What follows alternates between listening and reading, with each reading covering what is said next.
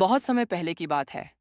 एक घना और हरा भरा जंगल था जहां हर प्रकार के जानवर एक दूसरे के साथ प्रेम और मेल जोल से रहते थे। इस जंगल का राजा था शेर सिम्बा। सिम्बा ताकतवर तो था ही, मगर उससे भी ज्यादा दयालु और न्यायप्रिय था।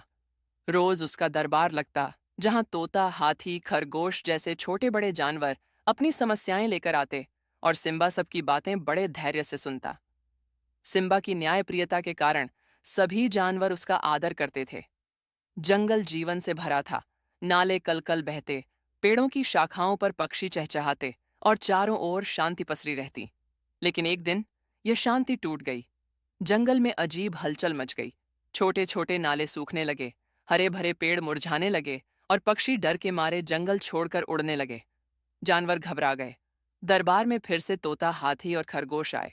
हाथी बोला, महाराज, नदी सूखने लगी है। अगर यही हाल रहा तो हम प्यासे मर जाएंगे।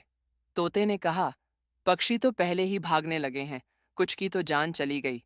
खरगोश कांपते हुए बोला, महाराज, अब हमें आपकी मदद की जरूरत है। पर इस संकट का असली कारण कुछ और ही था।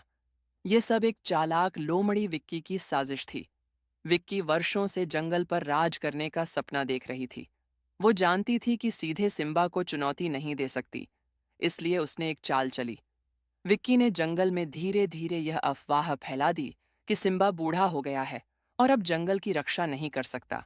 उसने चुपके से नालों के रास्ते रोक दिए और पेड़ों की जड़ें कुतरवा दी ताकि वो सूख जाए। जब यह बात सिम्बा के कानों तक पहुंची तो वह तनिक भी विचलित नहीं हुआ। उसने पूरे जंगल को दरबार में इकट्ठा किया और गरजती आवाज में बोला, सच्चा राजा ताकत से नहीं, दिल से राज करता है। हम सब मिलकर इस जंगल को फिर से जीवित करेंगे। सिम्बा ने किसी पर हमला नहीं किया। उसने सभी जानवरों को साथ बुलाया और कहा, हमें एक होकर काम करना होगा। हम नाले फिर से खोलेंगे, पेड़ों की देखभाल करेंगे और जंगल को बचाएंगे। सिम्बा खुद सबसे आगे रहा।